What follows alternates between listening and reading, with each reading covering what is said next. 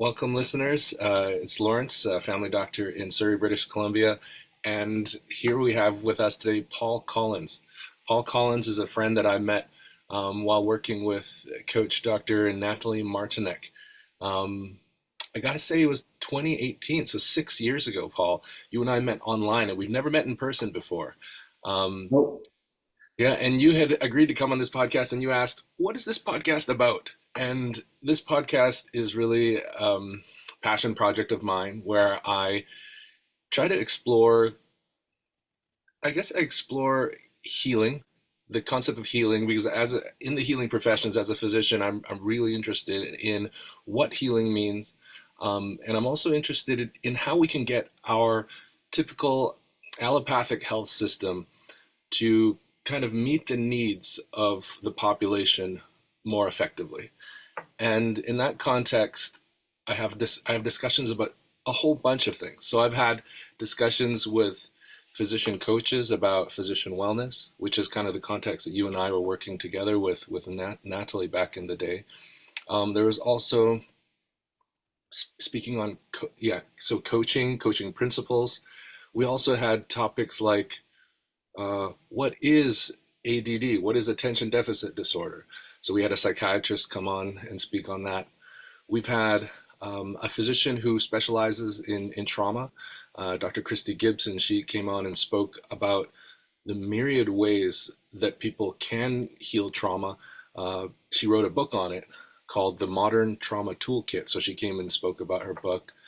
We've had we had a really interesting session with Natalie actually on narcissism narcissism in the workplace and narcissism in medical culture. So we've had topics on all these different things, and it's a long form podcast, so the listeners can kind of get a sense that they're part of the conversation. They're listening in. They're like a voyeur and kind of like listening into a conversation about important topics. I I really vibed with your sense of your spiritual journey. I know that you've had a lot of suffering in your life, and recently I made a post on Facebook about loneliness, because loneliness is an epidemic. It's something that our world is dealing with. No, even though we have modalities for being connected, but there still remains significant loneliness. And so I invited you, Paul, to come in and speak on your own um, suffering, your own loneliness, and kind of your journey around that. I really vibe with people who identify as spirits having an embodied physical journey through life. And I don't know, does any of that resonate with you? Because I actually haven't spoken to you in 5, 6 years. So Yeah. We banter a bit on Facebook, and I read your posts, and definitely seems like we've got a common thread and a common outlook on the way that it is. You know, the combination of spirituality and medicine is not well, it's not really in our modern sort of age. I guess it traditionally has. Like when you look back into the ancient medicines, they're spiritual practices, and um, I guess a bit about my background because it'll put the whole thing into context, right? So I'm a Dr. Paul Collins. I'm a veterinary surgeon, um, and I had my own journey in as far as like I was at uni for a long time. I spent 8 years at uni full time and 12 years in practice, practicing medicine and surgery, and throughout the whole of my life leading up to an event 8 years ago. I battled with, you could call it loneliness, you could call it alcoholism. It's really, they're synonymous. Um, Hmm. and, very high functioning, but inevitably the wheels were always going to come off, and my wheels started to come off about 9.5 years ago. And I started to observe that I was in a place where I needed to kind of get some help with the stuff that was going on in my life. And that began my journey. And I did seek help, and I went through a rehab, completed the program, got an understanding of a 12-step program, which is the foundation for my life. And but I underestimated the beast that I was up against. And um, I think one of the troubles with academically smart people seeking recovery is we try and think our way through a problem that's centered in our thinking. So it's not going to work too well. And I had to experience that to understand that. I learn through experience, and I guess that's where I can start my inner journey. After the rehab process, I spent a year trying to stay sober. I could get sober, but I couldn't stay sober. Um, and I tried a few different things along the ways, but just coming up 8 years ago, having a little bit of sobriety under my belt.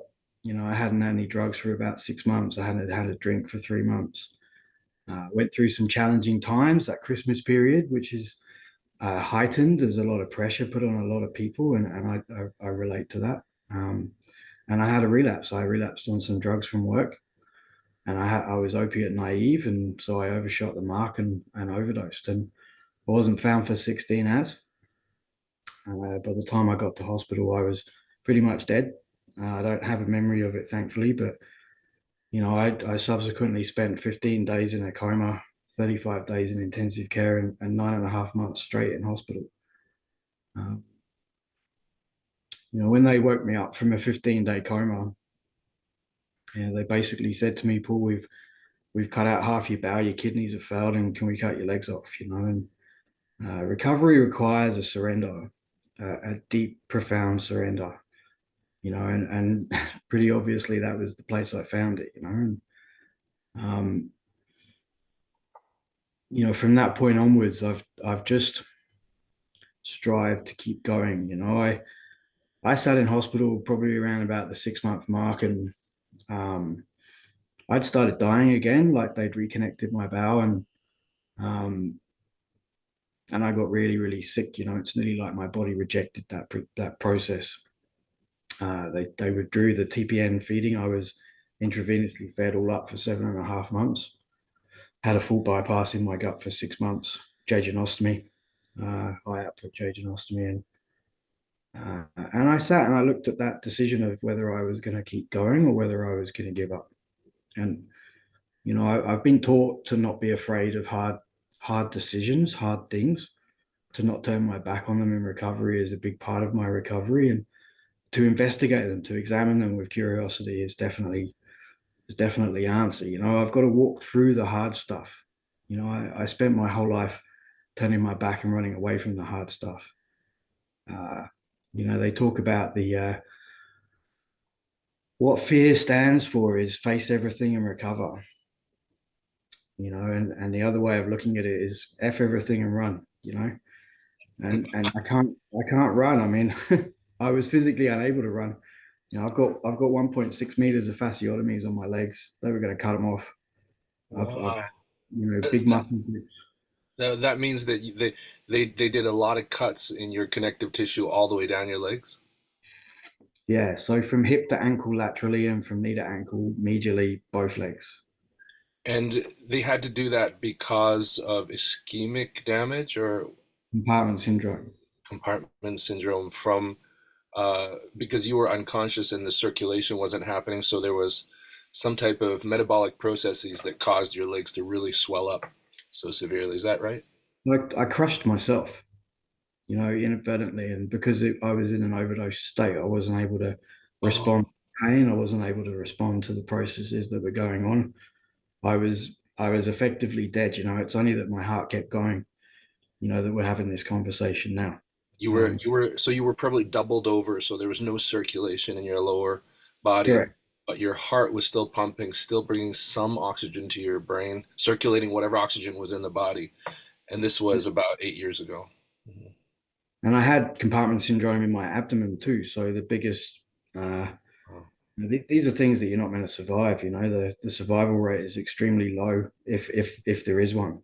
Um, and the compartment syndrome in my abdomen, 4 days into the coma, they realized that I had an acute abdomen, which means that everything's dead or dying in there. So they opened me up.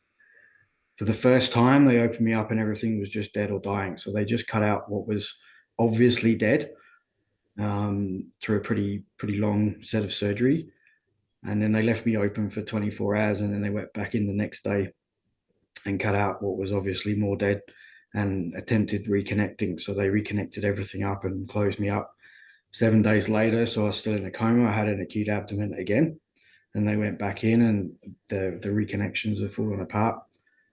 So they had to resect uh, abdominal uh, contents, the intestines, and rejoin it. And it was at that point they placed the jejunostomy. So they had to bypass all of the sites that they were trying to get to heal to give him any sort of a chance to heal. And yeah, that's why the intravenous feeding was in place, because there wasn't anything. It didn't matter what I put in my mouth, it Yeah. wasn't going to be absorbed and assimilated into my body. The intestinal tract wasn't functioning, and so yeah, direct. Half of it was in the bin, dead. Yeah.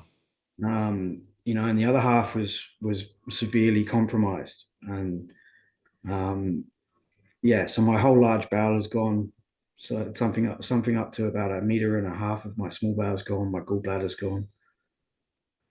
Wow. You know, this is stuff you're not meant to survive. And I mean, even my kidneys, like they failed because of the rhabdomyolysis, which is the muscle breakdown products. Yeah. They were all just blocked up from all of the degenerative processes that were going on in my body. So I was on dialysis for 21 days, and at 21 days, I remember having a conversation with the nurse, and I said, "I need to pee." She's like, "Paul, your kidneys are failed. You're not producing any urine." And Yeah. I was like, "I know that, right? I'm just telling you that all my body's telling me right now is I need to pee." She's like, "Okay." So she took the catheter out and got me a bottle, and my kidneys released. Wow. And yeah, the pressure had built up to the point that they were able to kind of just release. And I let go of probably the most spectacularly toxic pee that you've ever seen in your entire life. And it was the Oh, most gratifying experience. And what did that look like? Was it like black or dark? And it was all sorts, man. It was fluorescent from some of the dyes they were using for the CTs because I oh, wasn't able to excrete those. Yeah, it was pretty gnarly. most toxic looking pee ever. And so fluorescent colors probably smelled horrendous. It was probably thicker than normal. Yeah. Bad. It was bad but good. It was one of the most satisfying experiences of my life up until now. Yeah, Um, it's weird to talk about bad pee on a podcast, but it almost like symbolized a purging or a letting go of your old your old toxins, didn't it? Pretty much, and I had a conversation that, obviously then the renal team, well, they were already involved, but the renal team, continued to do their checks, and the specialist a few days later came back and said, look, this is not particularly normal, but it appears that your kidney function has returned, and there's nothing in there that indicates that you're going to have a long-term problem. It seems that you're fine, and 8 years later, that's still the case. Um, It sounds almost miraculous. It sounds that's what it sounds like. What about your lower body? How is your walking now with all the fasciotomies and the rehab that you've had? Have you been able to regain the ability to walk? yeah, so this is we talk a lot about purpose in life. My purpose in life has been to rebuild my body, and that's been it obviously started in hospital, but the main goal in hospital was to try not to die there, which is really difficult. It's really difficult. It's hospitals are an incredibly difficult place to try and get well in. Mm, They're 24-hour machines, as they have to be. I very grateful for my medical background and training because it's allowed me to contextualize and put into perspective these things. I've had to learn how to make peace with my stuff. I went back to the hospital 6 months after I was discharged.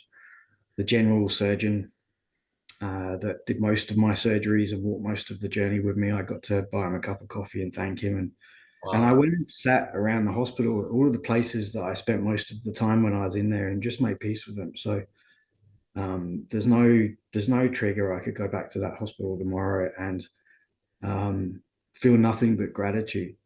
This is, I guess, part of my journey. I've had to learn how to do that, um, and in the hospital journey, they were the main focus was trying to just keep me alive. My body just was everything was shutting down. That surgeon said a couple of things that really are cemented into my memory. He said, Paul, the problem with you that there wasn't one thing that was particularly bad. everything was bad.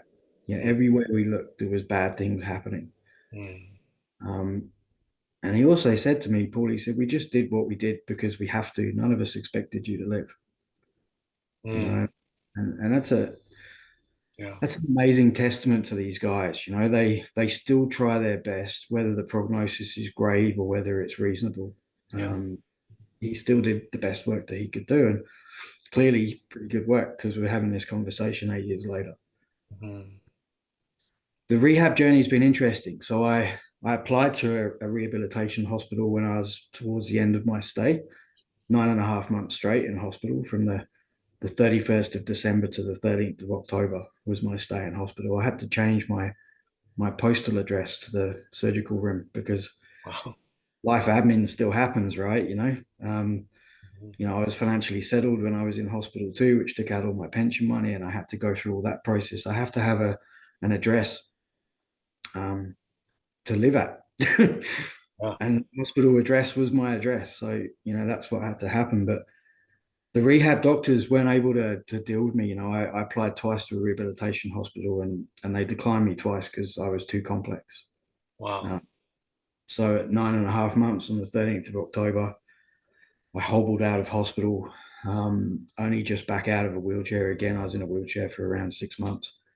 I was back on double crutches and double AFOs, full leg supports, full leg braces, and I had nowhere to go. I couldn't travel overseas. My family were overseas. There was no way I was making an international flight at Mm. that stage.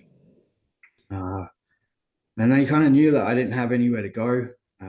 I was in for an opiate discharge and I was discharged with enough opiates to overdose on again. Wow. 30 milligram codeine phosphate tablets is an overdose every day of the week. Uh, Wow.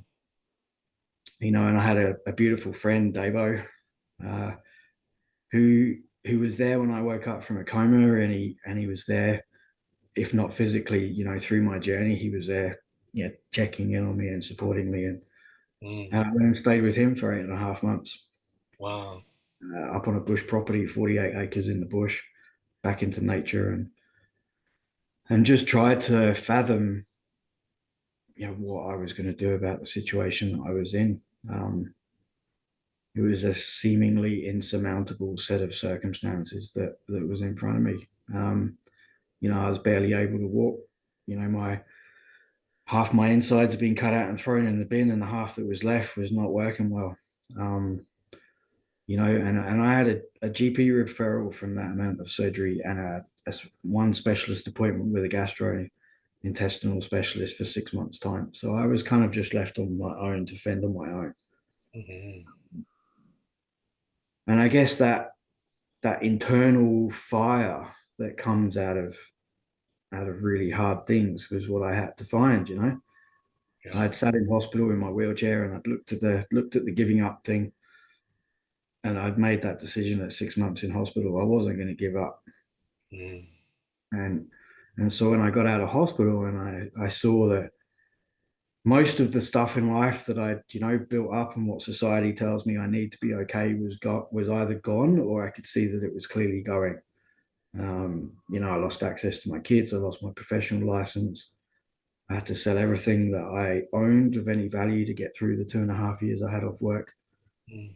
Um, it was all gone. And then, the question then arises, well, who am I without all of that stuff?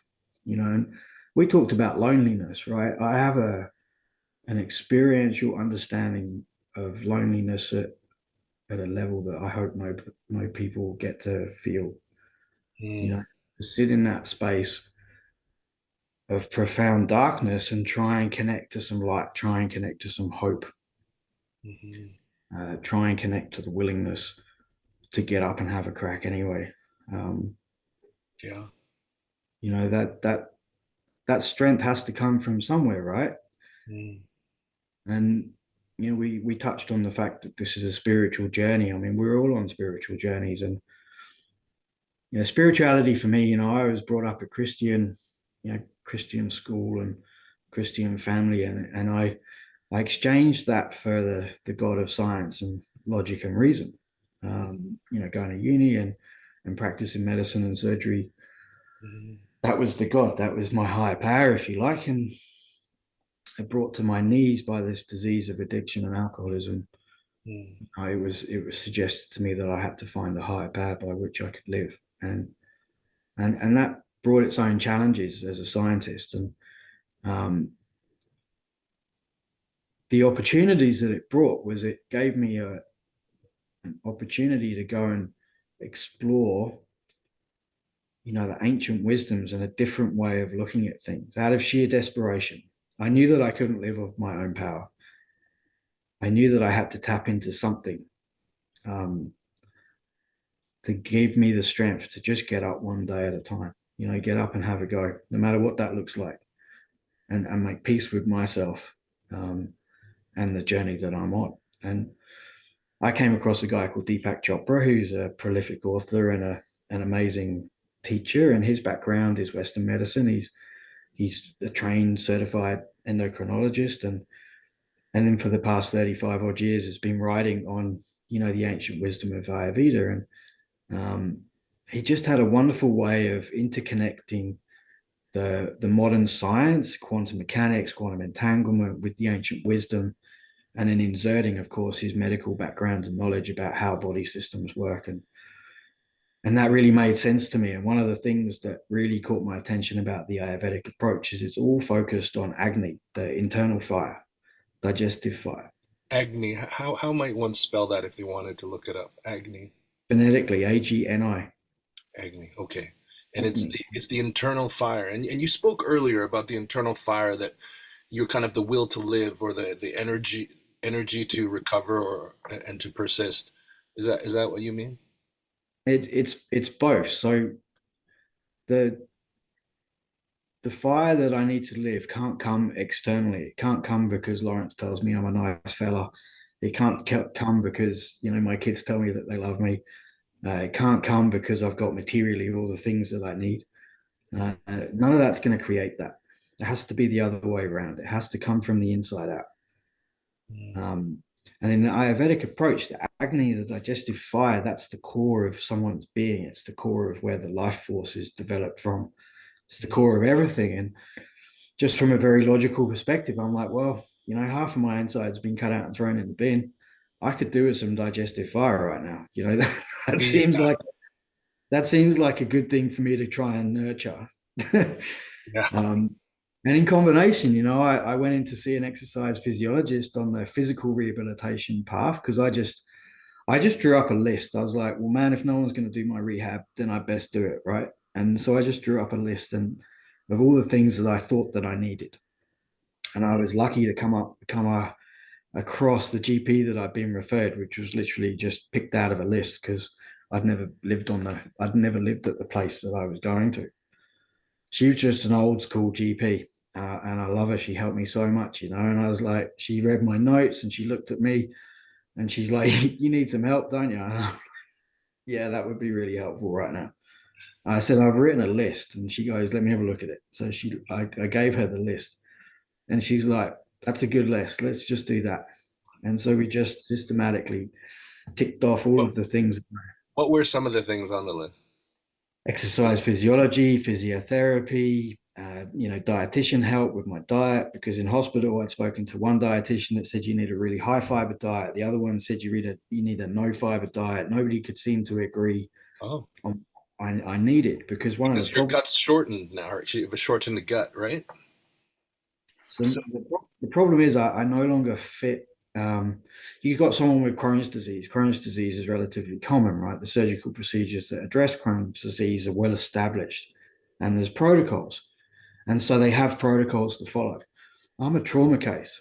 There is no protocol for post trauma, no. and the surgeries that they did are not out of a textbook. They're salvage surgeries, and I Yeah. know that from my own career. Like I've done surgeries in animals in a similar fashion.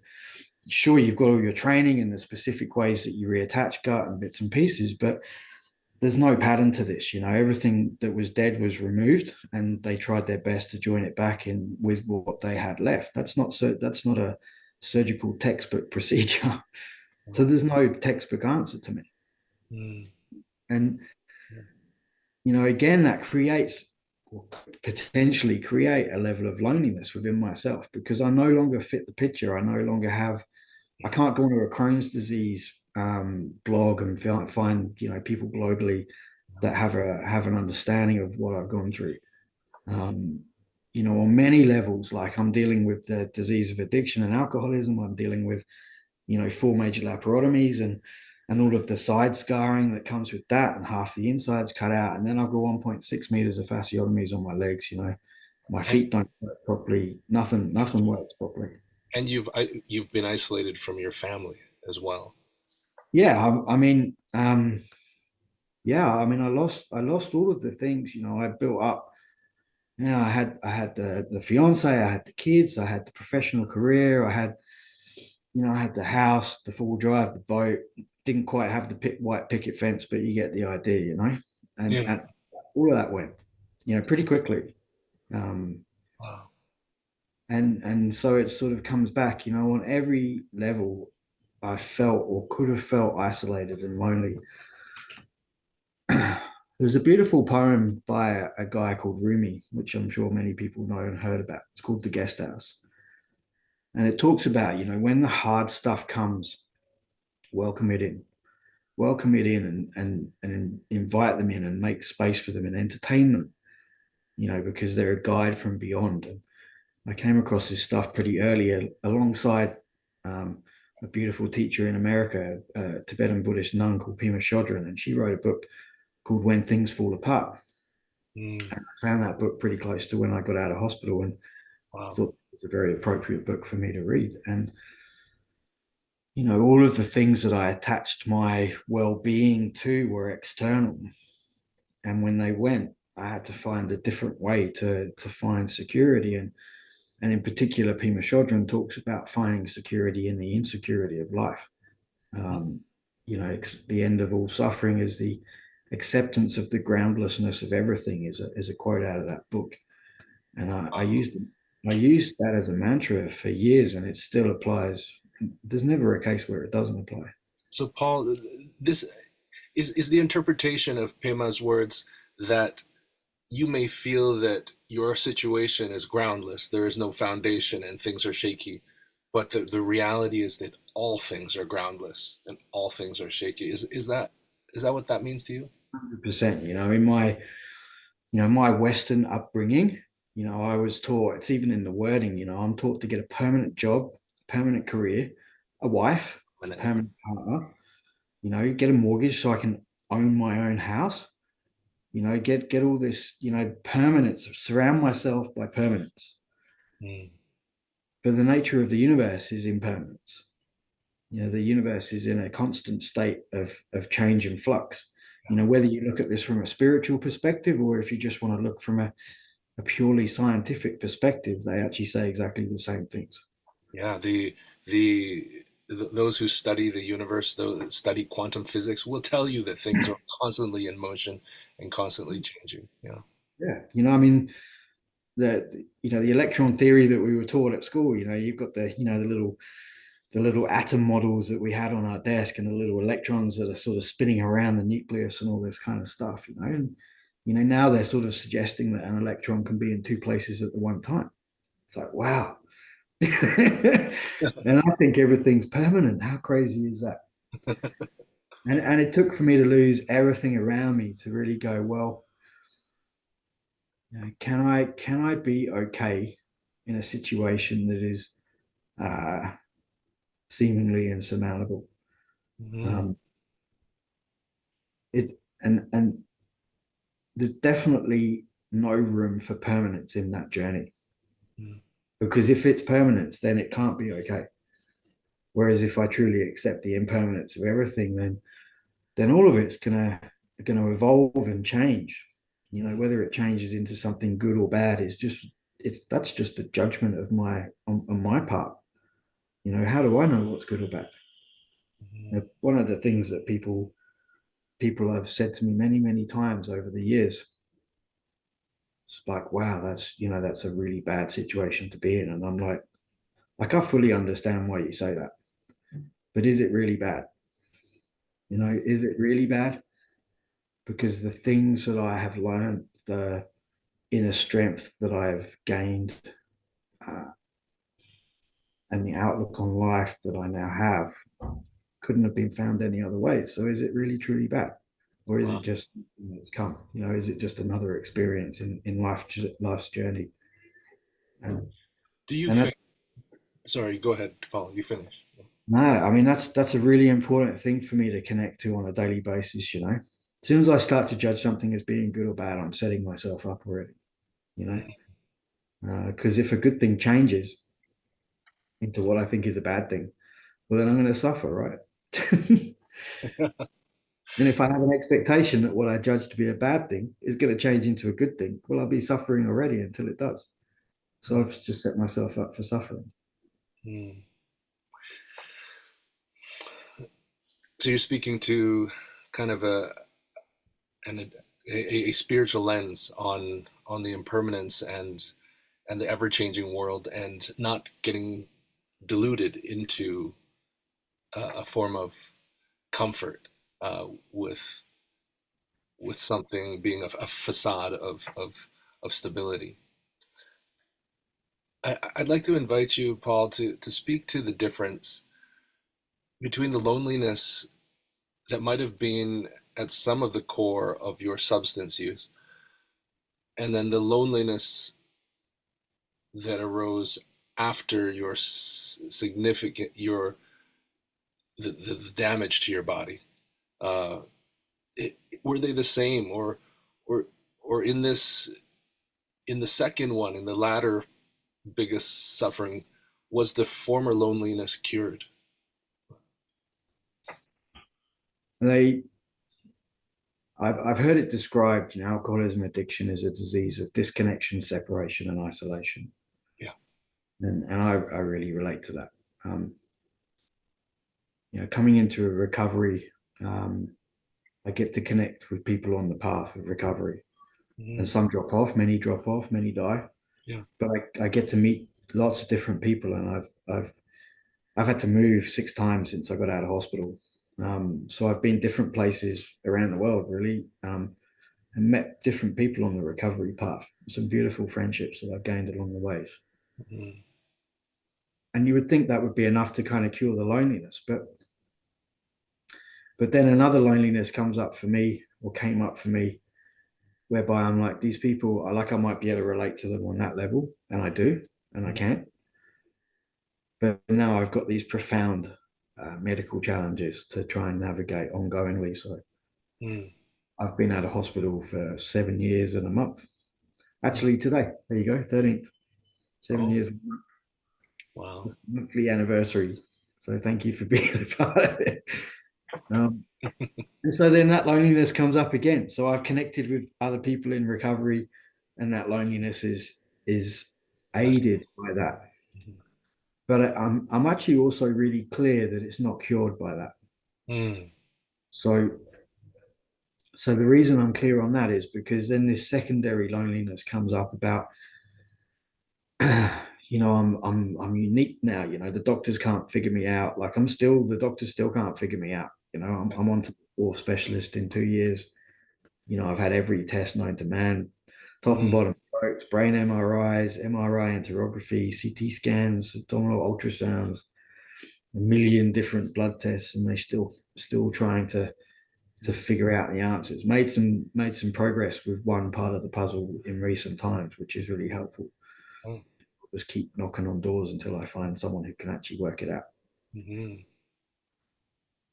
But it's that secondary loneliness that sort of, I guess, provided the key. So it's also been told to me that that pain is the touchstone of spiritual growth, and Pain, it's like pain is the touchstone of spiritual growth. growth. So that pain of loneliness that came up is an opportunity to grow spiritually. Mm. So everything that's hard is an opportunity. Mm.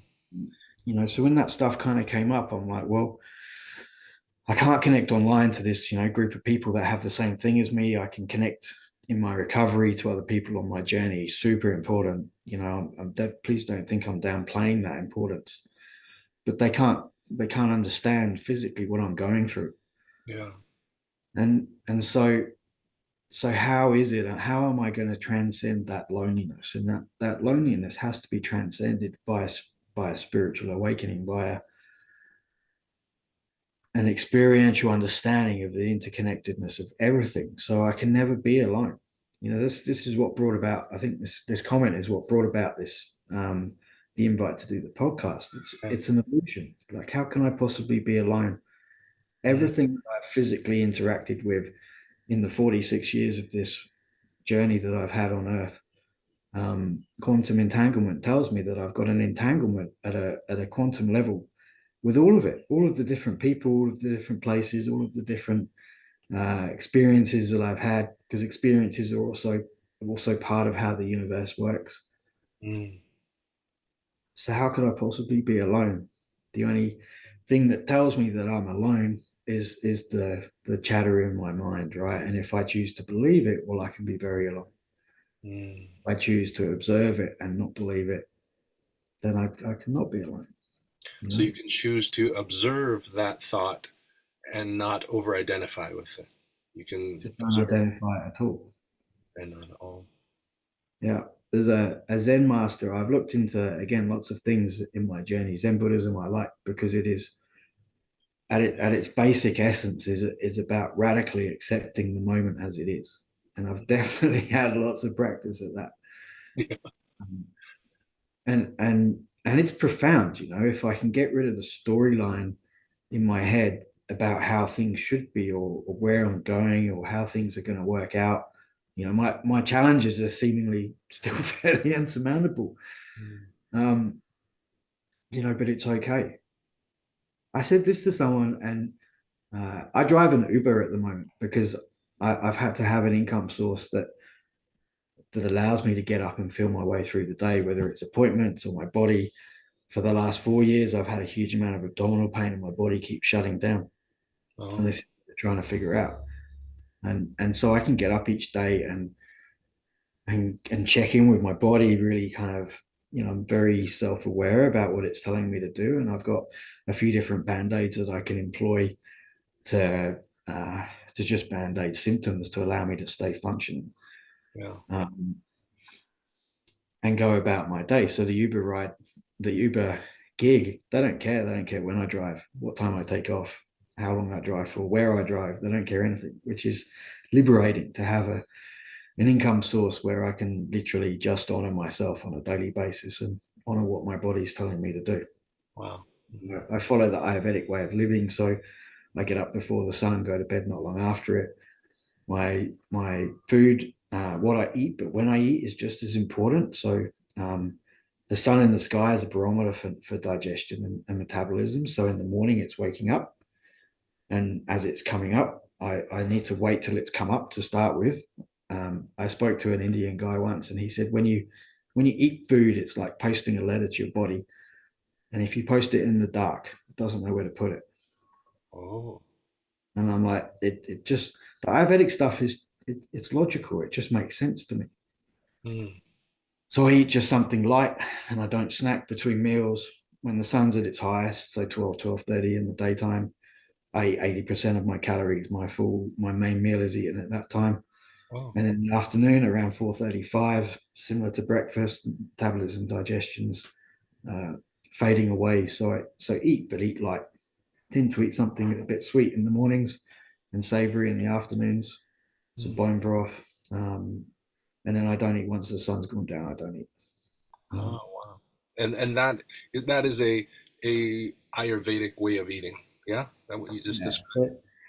So there's some wonderful. I mean, Deepak Chopra's the Chopra Center has got a huge amount of online resources. I've done some of the online courses through there as well to get a foundation in learning.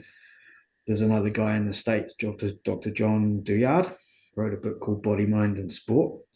Oh, He's great, man. He's got lifespa.com as his website, and he does daily podcasts on Facebook. And he's just a great source of wisdom. And his background is Western medicine, and he's a physician. He's an ex-pro triathlete, so he's got an understanding of elite level training. And then he went to India and trained in the Ayurvedic way of looking at life. So it's just beautiful beautiful combination of things that were helpful to me because I've got a Western medical training. I'm trying to study and learn about the Ayurvedic approach to life. I feel like I've only just scratched the surface. There's so much more to learn. Mm. Um, and then I'm trying to train, maybe not at an elite athlete's level, but the challenges that I have in front of me physically are such that it's become my way of life. Like my purpose each day is to do my very best to nurture my health and wellness Yeah. and focus. My whole life is structured around it. I crack myself up sometimes. Like my TV, I was given a TV and I don't watch it very often because I don't stay up at night time. I don't drink and I don't watch TV. So I've had to remove myself from what everyone else is doing. And the common thread of loneliness comes up. The loneliness is quenched when I just go, this is what I need to do to honor myself, This is regardless of what right. everyone else is The doing. loneliness is quenched when you say, "This is what I have to do to honor me." Yeah. Which is a radically accepting attitude towards where I'm at and what I need to do within that space. Regardless of what everyone else is doing. If I got caught up with what everyone else was doing along my journeys and I've had to work my way back out of that space many, many times, then I'd just be a victim. And I cannot be a victim, it'll kill me. I knew that early on. I sat in hospital looking out at the world and the metaphor of Star Wars, the the the dark side that Star Wars has. It's really powerful, and if you watch the film, it draws people in, and they find it really hard to once they've been engaged by the dark side, then it's really hard to turn it around, but not impossible. And being a victim for me is the dark side. Being It's a been victim is the dark side. Mm. it's a powerful energy. The Western society I'm in can often promote it like there's all sorts of financial and physical supports available to me that I've utilized where I've needed to. But as soon as I was able to break free of that support I have, like I've removed myself from any welfare system that I was connected to. Obviously, had to have something, some inputs for the first 2.5 years because I wasn't working. And since then, since I started Uber, it's all been removed. I was classified as disabled, and I got some disability help, which is help for the physical needs. So training, physios, exercise physiologists, all the things that I've utilized. And I used that for 5 years until I got to a point where last year it was up for renewal. And I looked at it and went, I'm not disabled anymore. I've worked my butt off to get myself to a position where I no longer am disabled. So I'm good now. So I removed myself from that too. Uh, Wow. And not many people would. Well, that's my sense of things that many people with much lesser physical ailments would continue to take the welfare. Are you are you saying that the welfare, the idea of welfare, felt like it was holding you back from your own development? Is that what you're saying? Yeah, and please understand this is by no means a judgment on anyone else's decisions. This is decisions that I've made for myself based on my journey. Yeah, it's what your spirit needed to do. Yeah. Yeah, it's I was disabled. The fact that I've got 2 meters of surgical scars and body parts, muscle groups missing from my body. That's by definition I was disabled. Yeah. I've worked extremely hard to get myself back to a place where up until 2 years ago, so things have gone south again for the last 4 years. But up around about 2 years ago, I was able to run a 5 kilometer in 28 minutes. I am mind blown right now. Yeah. Wow. So you were literally training yourself with the discipline of an Olympian starting about 7, 8 years ago. That's what you were doing to get to that point, to be able to run 5K. It built in. So um, probably the first 3 years was more survival mode and strengthening and exploring different modalities, exploring different calisthenic trainings, physios, exercise physiologists. And then it kind of hit a point where I just kind of made that decision. I started to think about doing a triathlon. I started think about a few different things and thinking, well, um, you'll like this one. I came across a little a little saying, and it said, set yourself a goal so big that you cannot possibly achieve it until you grow into the person that can. Wow. That's reaching high. I was like, I can do that. Let's do that, right? And so I started to train really hard. I mean, I was training 2 to 3 times a day, 5 to 6 days a week. Wow. So I guess that's elite level training, right? Yes. Um, and then I started to hit some walls. So then my body started to shut down. The abdominal pain started to become a real issue. Um, and so I've been back in the hospital system for the last, what is it, 2.5 years, something like that. Mm, To try and figure out what this stuff is. mm. And in recent times, actually, I was referred to an endocrinologist because my cortisol was low, my testosterone was low. Oh, And so it was like, well, maybe I've damaged, because I don't fit anything, right? Anything could be damaged. yeah. So she did a full endocrine screen. She did a brain MRI with contrast, without contrast. And everything's kind of coming back normal. And she was just about to discharge me back to my GP and, for me to go on my journey. And I think she sensed, um, yeah, my kind of like, wow, we've got to continue this again, right? And I know that I'll continue to do it. It's just that, I have to feel the low points to gather the strength to get up again. Yeah. The last 18 months for me, I've just been crashed. Like my energy's just been crashed out. I was getting up every day feeling like I've been run over by a bus. And Oh. um, yeah, the training, I try and train. I go good for a little bit. My trainer's beautiful. She's exercise physiologist. She's an ex-Olympic runner. She would set me these training programs, and I'd go hard and I'd go and I'd do it, and then I'd burn, crash down, and then I'd have to get back up again, peel myself up off the floor again, Mm, which could take, weeks. And then I'd go, right, I'm back. I put another band-aid in place, some herbs, some different things. And I'd train for a while and I'd crash and burn again. mm. Um, and then I'd have to peel myself up off the ground again, and all this time I'm not able to work. So my financial pressures are building and Oh, just wild, just at every level, yeah. um, every It does angle. sound like survival. It sounds like constant fighting for survival, Paul.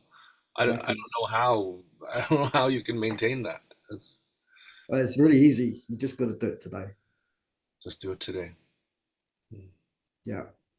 If I look at the bigger picture, it's too overwhelming, and there's no way that I can see my way through it.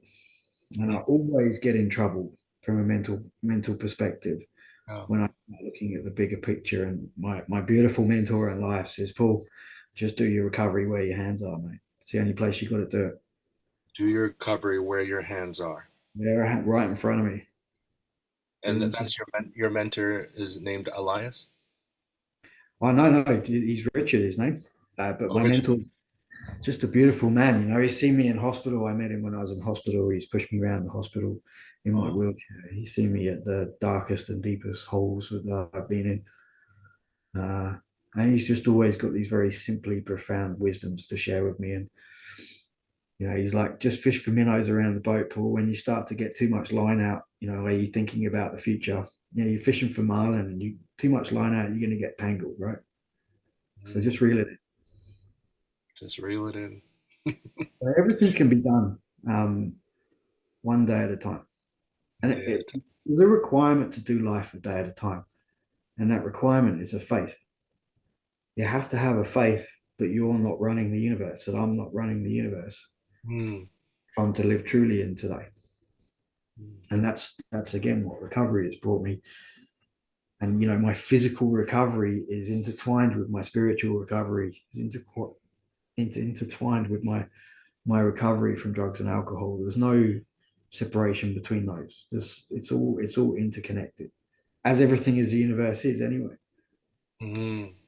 Um, what we were saying before about the Uber, I have these amazing conversations with people because I'm like super open about my journey. Yes, thank you for that. We're thank you for the grace of your sharing. This No, is you're welcome. very vulnerable, Paul, and Um, but you speak about it with such equanimity, such matter of factness, that it comes across, very, very well, so that we can learn from your shared learning. Thank you. But you were saying, like, as an Uber driver, you probably come across many clients, and Whole are you saying? spectrum of society and a whole spectrum of situations. It's been really interesting to do it for a while. Actually, I've learned a lot of things that I could never have learned any other way. Um, but on the openness, when I was in hospital, I was in Tasmania, which is the island off the south of Australia. It's very cold. Um, it's quite wet. It's beautiful, but it's a very temperate, high rainfall area. So I in hospital had tracky pants on all the time. I got these giant scars on my legs. It looks like I've had a pretty serious punch up with a shark, and it's Shark. probably the shark one, right?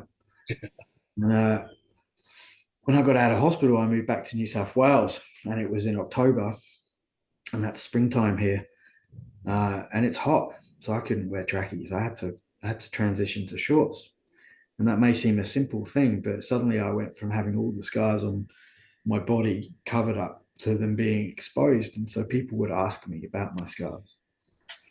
And I used to say, oh, I just had an accident, which is true.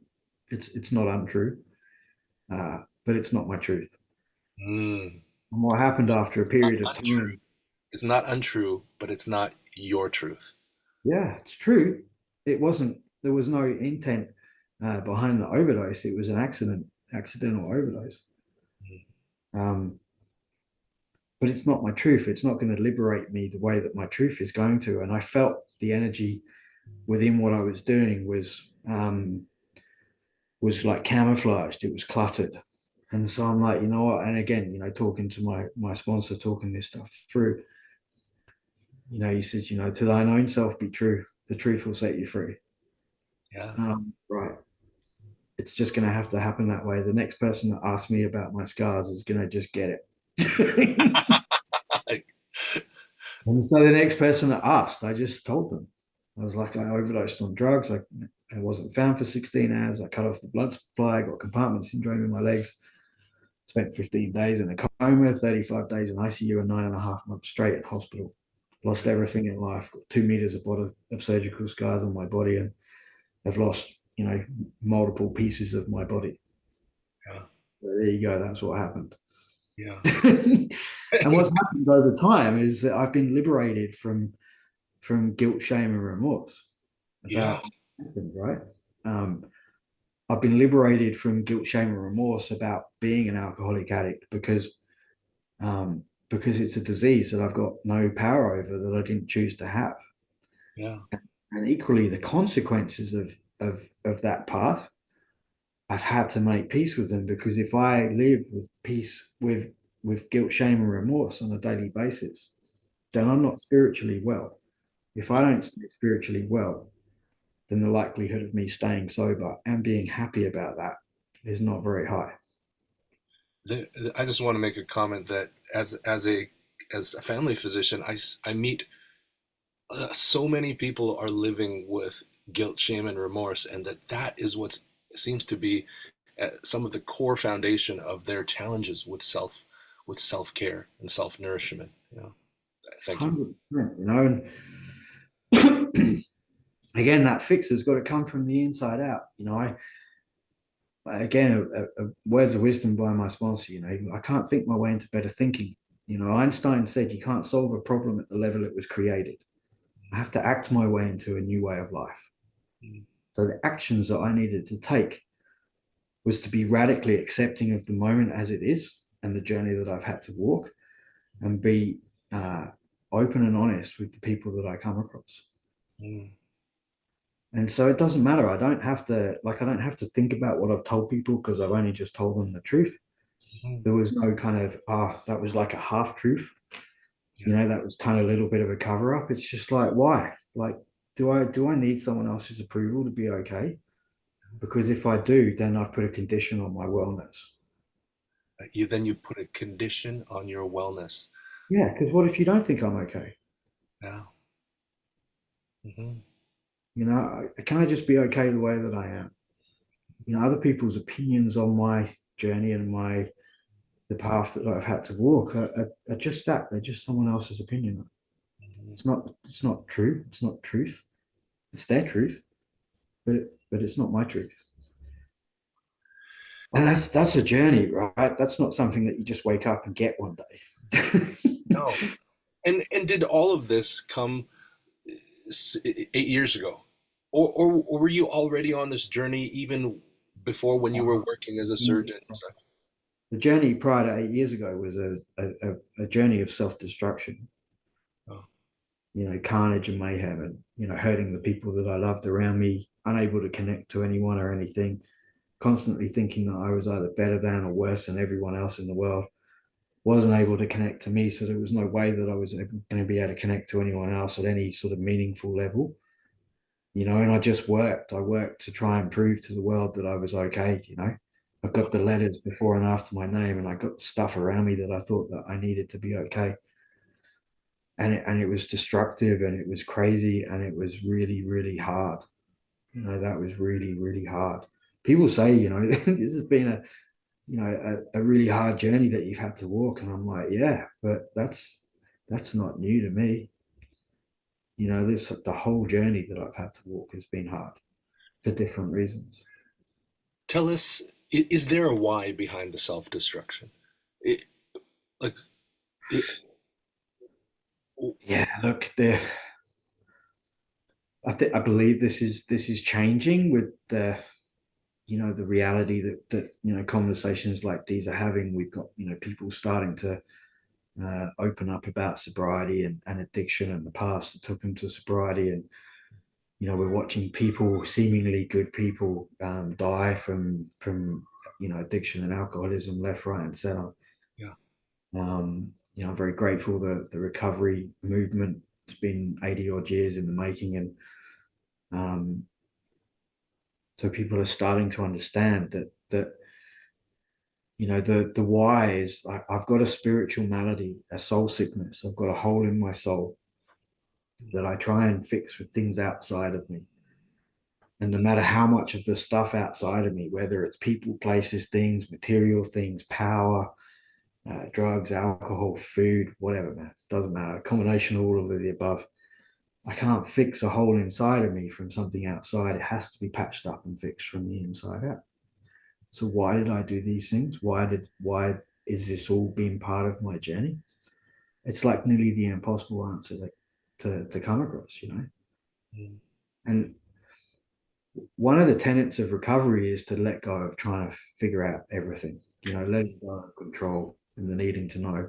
mm, Um, one of the things I've said to my sponsor a number of times over the years is, you know what, I don't know. He goes, amazing. He said, you know how much work it's taken you to get in that place? Stay in that place.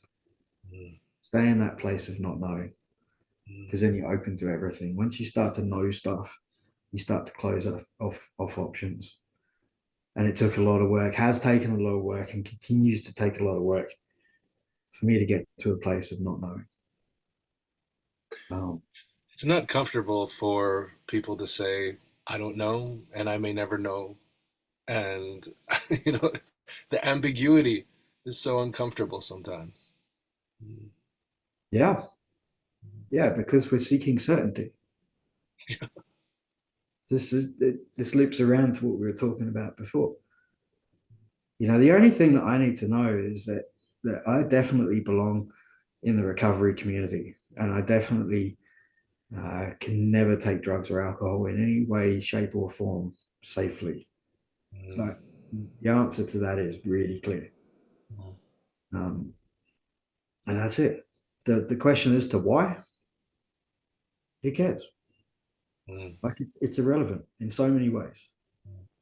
I can't answer it because recovery is about being vigorously honest. So one of the most humbling things is to get to a place of going, I can't give you an answer. Any of the reasons and excuses that I could give you don't really take me to a place of really giving you that answer. But what I do know is that it's always been that way. That's honest. That's a concrete statement. Mm. And my understanding and my belief is that it always will be that way. And it doesn't have to be that way, because all I've got to do is maintain a level of spiritual wellness, Mm. which is really difficult to do if you're chronic sick, um, and in pain. Those things really grind away my spiritual wellness. Yeah. Uh, but then that's a gift too, right? Because I have to work doubly hard to be spiritually well. Wow. Uh, the recent advance with my health journey. So we've now discovered that somehow, and again, there may be answers, there may not be, but I've somehow damaged my pancreas too. Oh. So the endocrine function of my pancreas is fine, but the exocrine function seems to be not fine. So the reason I've been crashing out for 7 years and can't complete training programs for 7 years, go for a bit, crash, go for a bit, crash. So I'm not able to break down and assimilate the food that I put in my mouth. Oh. Um, and not only do I have half an intestinal tract, but the mechanisms by which that food is broken down. So I can eat the most amazing diet possible. And obviously my body's able to get some of that, but it's not able to get enough to sustain anything apart from just basic living. Wow. So I mean, effectively, that's been a state of malnutrition now for 7 years. Wow. Malnutrition and assimilation. Um, so when I started taking the pancreolipase, the pancreatic enzyme supplement, my mind space cleared up within 24 hours. Um, I Oh. started waking up before my alarm clock, which is pretty early, and I've started to gain some energy. So I haven't come back to training just yet, because I need to speak to the next specialist on the cards, which is another gastro, because the other gastro specialist has given up on me, Wow. can't figure me out. And so this guy, I like this guy. He's interested. He's interested because of my complexity. Mm. And so we've kind of got to figure this out. But I'm also now mindful that because of the fact that malnutrition's been in place for quite a number of years, I've got to kind of build up my reserves. So my number one focus is just really diligently eating really good quality food, so I can build up my system. Mm. And it's beyond just the basic macro micronutrients from a Western perspective. From an Eastern medicine perspective, both the Ayurvedic and the Chinese medicine perspective, there's internal energy stores.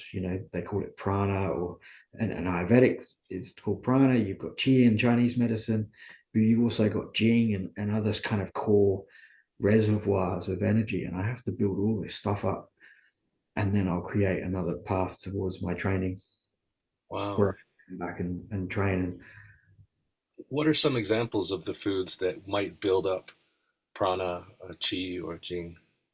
yeah, so really clean food. So a lot of coconut, a lot of good quality kind of meat sources. Um, I take this quite wild range of different herbs every day. Saffron's been a big part of my life. Turmeric's been a big part of my life. I try and drink tea, holy basil tea. Everything is sort of like, it's considered. So I try and think about what I'm going to eat, why I'm going to eat it. I put that into context with how I feel and what the weather's doing that day. On a really, muggy, sort of rainy kind of a day, I don't need anything heavy, because you put heavy on top of heavy and you get heavier. Oh. So I need to eat something that's light, maybe something a bit pungent and spicy without overdoing the heat. Um, Mm. Thai food is really amazing. It's very coconut based. They've got wonderful cardamom and different lemongrass and all of the lime juices, all those sorts of things. Like, it's really fresh and nourishing. Mm. But again, I've got the second thing that kind of caught my attention about the Ayurvedic approach is it's dynamic. So I've observed in the Western place, we go, right, the paleo diet's the next thing, or intermittent fasting is the next thing, or ice baths are the next thing. And this is what we all need to be doing for wellness. Yeah. From an Ayurvedic perspective, that's rubbish. It makes no sense, right? Because there's two things that we need to have a conversation. There's two bits of information that are required before we can even begin a conversation about what's going to be appropriate for me. And the first is my constitution. So there's three different energies in the world, and everything is made up of a unique combination of these energies. The seasons are, the trees are, I am. Everything is made up of these three energies. The day is made up of these of two sets of these three energies that cycle every 12 hours. And I'm a unique combination of those three energies. And so, yeah. And so I need to establish that's my constitution. I need to have an understanding of what my constitution is. And then the second thing, I need to have an understanding of what are my imbalances. And then we can start to have a conversation about what's appropriate. Ice baths are not appropriate for me, but they may be really appropriate for you. Intermittent fasting is really appropriate for me, but it may be really inappropriate for you. Mm. And what's appropriate for me now in November in Australia is going to be different to what's appropriate for me in June next year when it's the middle of winter. I love that. There's an individualism and there's a dynamic nature to it, Tell which me, again, it's just logical, right? yeah, it makes sense to be adaptive to the needs, just as when if we're operating a business, we adapt to the needs of the clients, or if we yeah, if we feel a certain way, we adapt to that, to our needs, our unmet needs. So, what are the three energies that make up all things? Kapha, Pitta, and Vata. So Kapha is substance, it's structure. So it's made of earth and water. I'm a Kapha dominant person. So I have the constitution of an elephant. And one of my party tricks is that I just don't die very easily. You know, I've got so much structure in my body. Um, and I'm grateful for that party trick because it's definitely been tested many times. You know, they gave me a less than 5% chance of survival, and the police started the investigation into my death to prepare a report for the coroner. Wow. And they had to stop that when I didn't die. And all of my family was told that they needed to organize to come overseas to come and see me to say goodbye. From your description, I would have done the exact same thing if I was the coroner or the attending physician on your case. Yeah. Hmm. And I know that because I think it was maybe 19 days into the ICU stay, I was out at the coma, and the detective constable came to see me and gave me my phone back, and he said, "Sorry, we confiscated your phone and cracked it because we had to do the investigation into your death, but apparently you're not going to die, so here's your phone back." Wow. He was kind about it.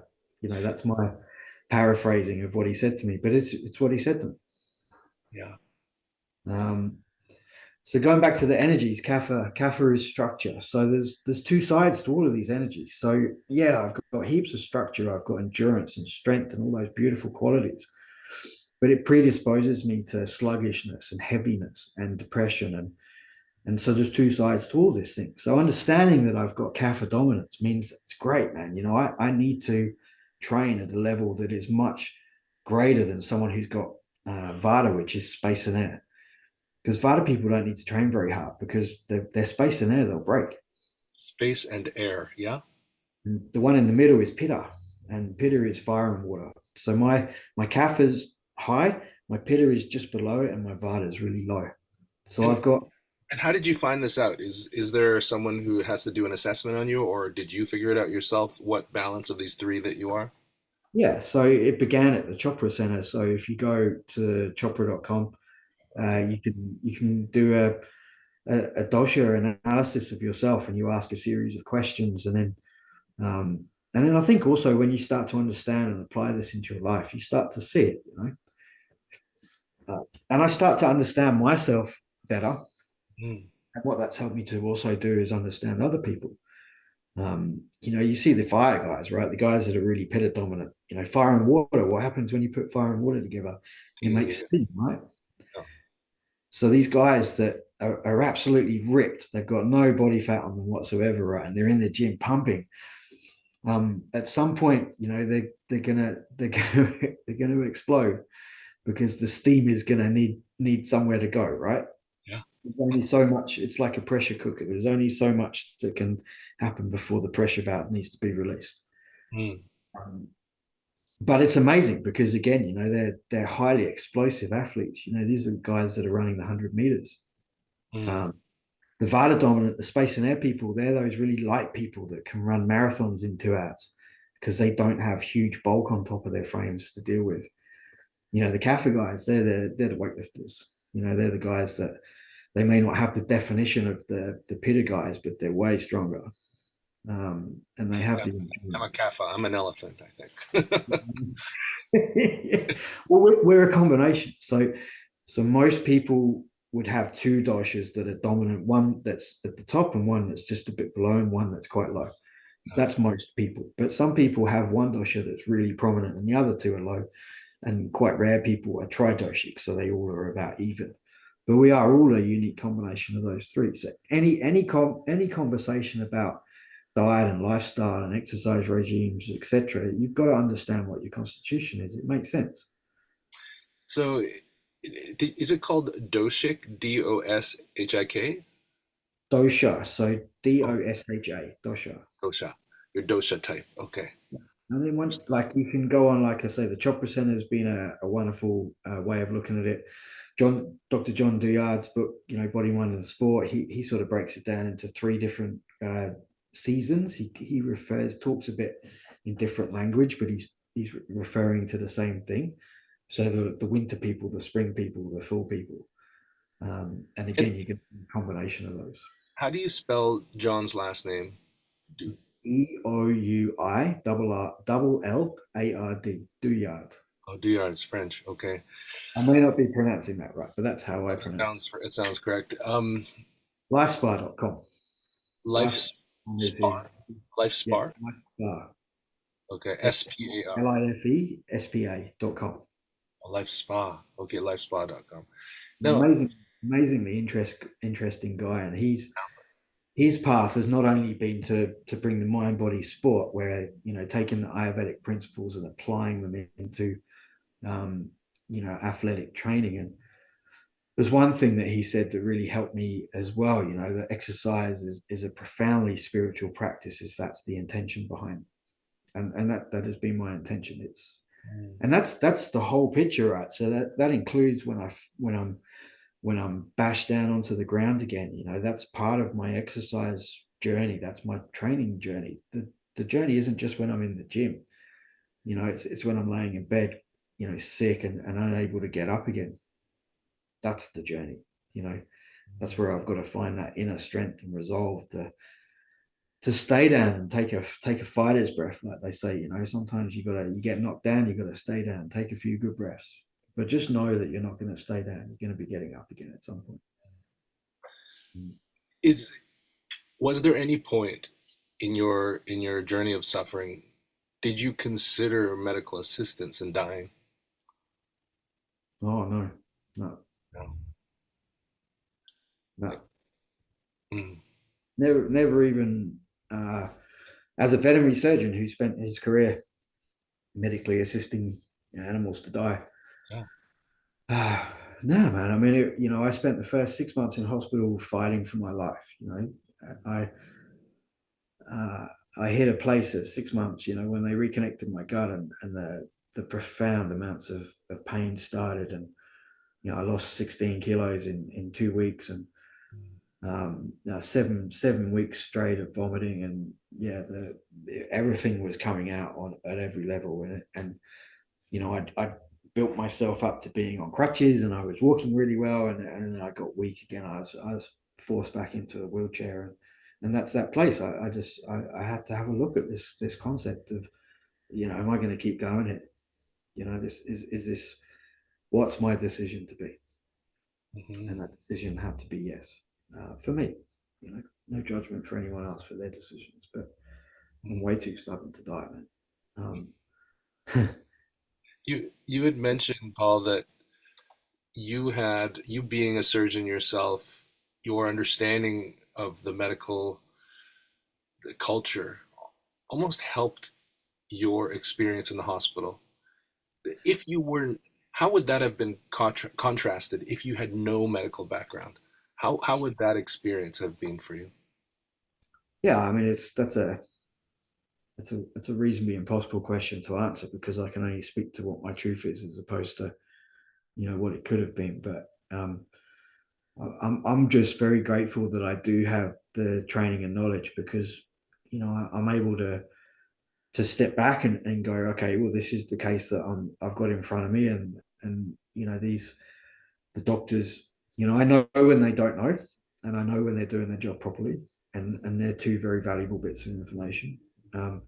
Because if I speak to someone and they don't know the answers, like that's okay, right? They don't think it's okay. Doctors have this really weird thing where they, if they don't know the answers, it's somehow shameful. Shameful. Um, but it's not, right, because I'm complicated. It's like, cool, you don't know the answers. I'll go find someone that can help me find the answers. That's all we need to do. Just be honest with me. Um, and if they're not honest, I just wish them well and move on anyway. Um, but yeah, I don't know how it would be feasibly possible for someone without medical training to navigate the things that I've ongoingly so had to navigate.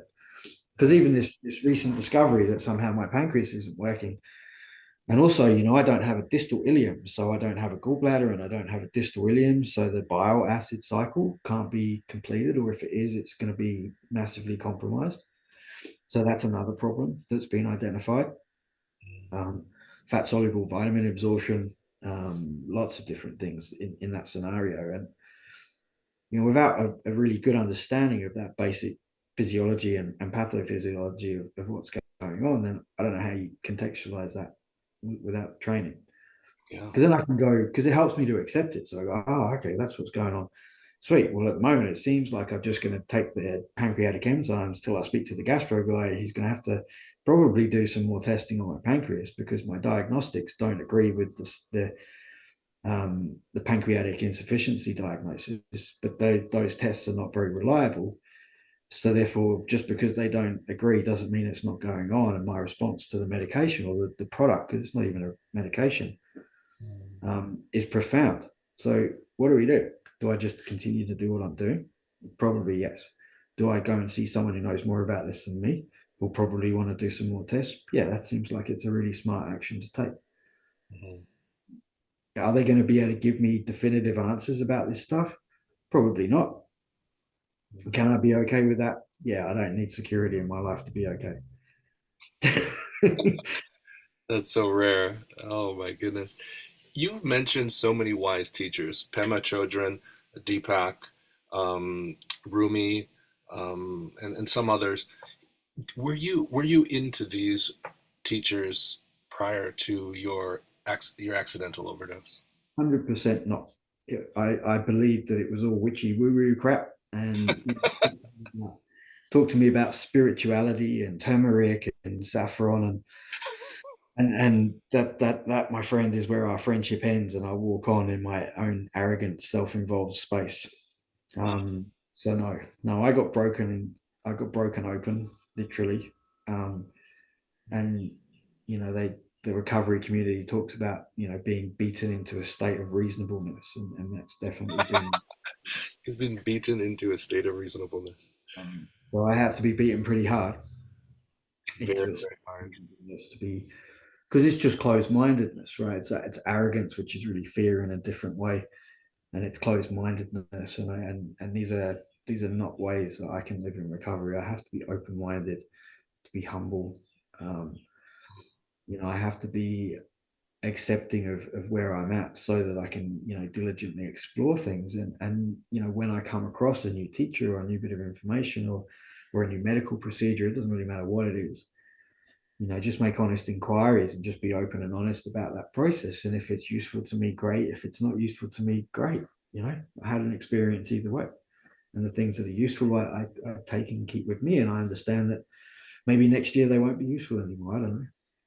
When it becomes that place where it seems that they're no longer any use, then that'll become obvious, and I'll just let it go at that point. Tell me more about how arrogance is another way of fear. Yeah, yeah, it's a good one. Eh?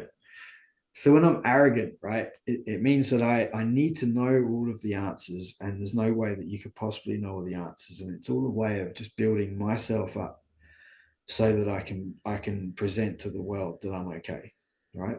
But if I'm truly okay, then I don't need to build myself up to be okay.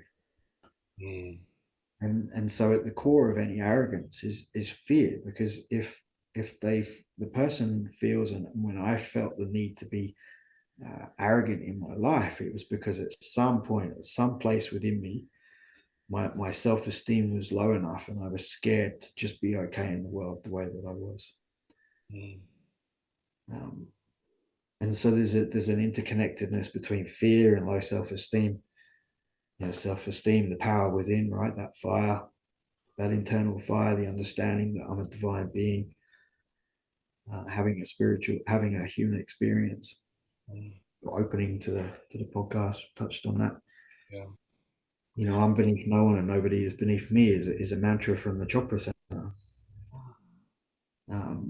My sponsor puts it another way. He says, Paul, there's no more God in you than there is in anyone else. There's no more God in anyone else than there is in you. Can't be. Some people struggle with the concept that there is divinity within us.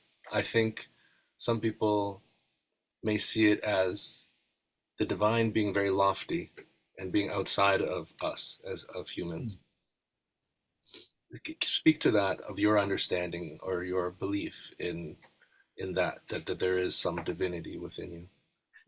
So we're scientists, right? So let's break it down from a scientific perspective, right? I take an item, a steering wheel in my car, probably the most non-divine thing that we've got, right? It's just the steering wheel, right? If I hit it with my hand and I knock at it with my knuckle, everything tells me that this steering wheel is solid. I can't pass my hand through it, so it's impermeable. It makes sound, so obviously that sound wave is rebounding across. They have to be to make sound because they have to vibrate my tympanic membrane. So everything about all of my senses, my five senses, tell me that the steering wheel is solid. And again, Deepak's teachings have really helped me. So when I go down to an atomic level, it's made up of nuclei, which make up sort of 0.0001% the matter. So it means 99.999% of that steering wheel is actually space, right? But space uh, isn't empty. We used to think that it was empty, but now we know that it's not because we've got dark matter, we've got dark energy, we've got the fluctuation of electrons. So the thing that's made up of, the electrons that are, trillions and trillions and trillions of electrons that's in my steering wheel, well, they can be in two places at the same time, but it just happens when I get into my car, they're in the positions that I can hold it and turn the wheels of my car. And that's amazing, right? But underlying this is a field. They call it the unified field. There's a set of forces. There's a seemingly control mechanism to all of the things that are in the universe that mean that when I get in my car, today, when I get it back from the shop, because it's in the mechanic getting a new gearbox put in, Mm. that my steering wheel will appear solid and it will be helpful because I can grasp it with my seemingly solid hands and I can turn it to the left and my wheels will turn it to the left on the seemingly solid road that I'm driving on with all these other seemingly solid objects to not drive into, because if I drive into them with my car like a wall, it's not going to end well. But underlying this is this fluctuation of energy, which means that there's so much more than I can perceive with my five senses, with my limited senses and my limited mind. I can see the world from one perspective, but there are other perspectives. And the yogis and the spiritual people talk about this stuff. As we start to awaken spiritually, we start to transcend into a higher plane of consciousness, to a higher plane of vibration. And that means that we start to sort of move away from just being controlled by our senses to tapping into another place. In recovery rooms, it says that we're rocketed into the fourth dimension, which means we awaken. I awaken spiritually if I follow the processes that are given in front of me to follow, to a point where that obsession and compulsion to drink and use drugs is not there anymore for me, and seemingly can't be there. Like it's just not possible for me to have that in my life again today. But if I don't tend to my spiritual garden, we all have this little spiritual garden inside of us, and it grows weeds all the time. And if I don't tend to that, if I don't keep it nice and neat and tidy and take the weeds out, pull the weeds out when they grow, which is the personal work that I have to do on an ongoing basis. then it'll become overgrown, and an overgrown spiritual garden isn't going to be pretty and well. And mine has to be pretty and well if that promise of that the obsession and compulsion will be removed, if that's to be maintained, then that's the work that I have to do to maintain it. So the fact that the divinity question comes up, and I'm not going to be a philosopher or get into philosophy. What I've come to understand and know is that everyone has an absolute right to their own beliefs and journeys. And if someone asks me what mine are, I'll happily share them. But as far as trying to tell someone that they're right, wrong, or indifferent about theirs is outside of the scope, because it comes back to that arrogance thing, right? If I become spiritually arrogant enough to tell you, Lawrence, that your beliefs are wrong and that the ones that I hold are right and that this is what you need to believe, like if I mean, first of all, that's pretty insane, right? And and second of all, how do I know? You know, like the only thing I've got to do is connect to my truth. I don't know what your truth is. Maybe you'll share it with me one day, but that's your truth. That's your business. It's not my business. I've had to find the brand of spirituality or a path that works for me. That's all recovery has asked me to do. It hasn't asked me to believe anything or follow a particular path or any dogma. None of that. It's just asked me to seek. And that seeking means that I found a mechanism of combining the ancient wisdom, the spiritual teachings with modern science. And for me and my journey, that's perfect for me because it sits well with me. But other people may be thinking, what the hell is he talking about with the steering wheel, man? And it doesn't make sense to them, right? And that's fine because it doesn't have to. It's only ever got to make sense to me. If it makes sense to someone else and it's helpful, amazing. Really grateful for it. If it doesn't, amazing. Really grateful. Maybe it'll stimulate them to look something differently from for their journey. But there's a beautiful Vedic saying that says, there's many paths to the top of the mountain. The only person that doesn't get there is the one that runs around the mountain telling everyone they're on the wrong path. Um, so if someone wants to, me to share what my belief system is, then that's fine. I'll do it, but I'm not a prophet. I'm not, I don't even know if it's right, and what I know today could change tomorrow. Maybe I'll get some more information by the end of today that will mean that I'll see things differently. How did you maintain your brain function from, even though you were almost dead? How have you been able to maintain that? And you Yeah, and under all the chronic stress and pain that you've been under, probably disrupted sleep. How have you been able to maintain your brain function? I mean, I didn't sleep much in hospital, for both through the physical pain and obviously the emotional pain and the fact that hospitals are 24-hour facilities. Um,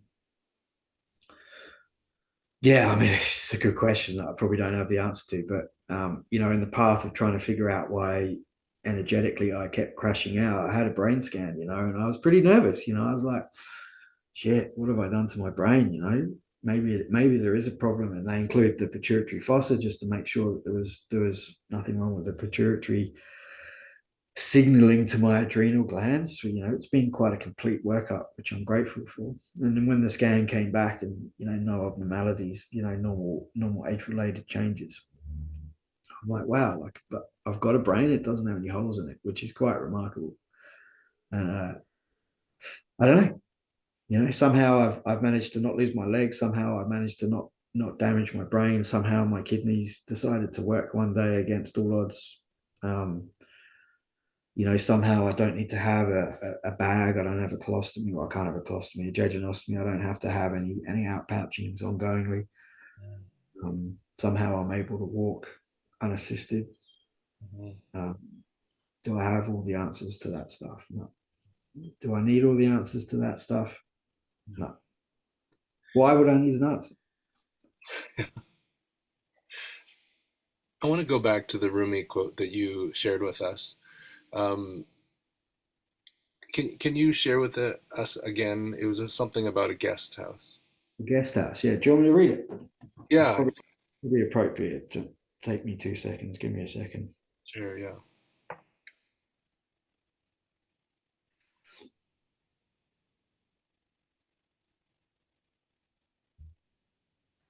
The guest house. This being human is a guest house. Every morning, a new arrival, a joy, a depression, a meanness. Some momentary awareness comes as an unexpected visitor. Welcome and entertain them all, even if they are a crowd of sorrows who violently sweep your house empty of its furniture. Still treat each guest honorably.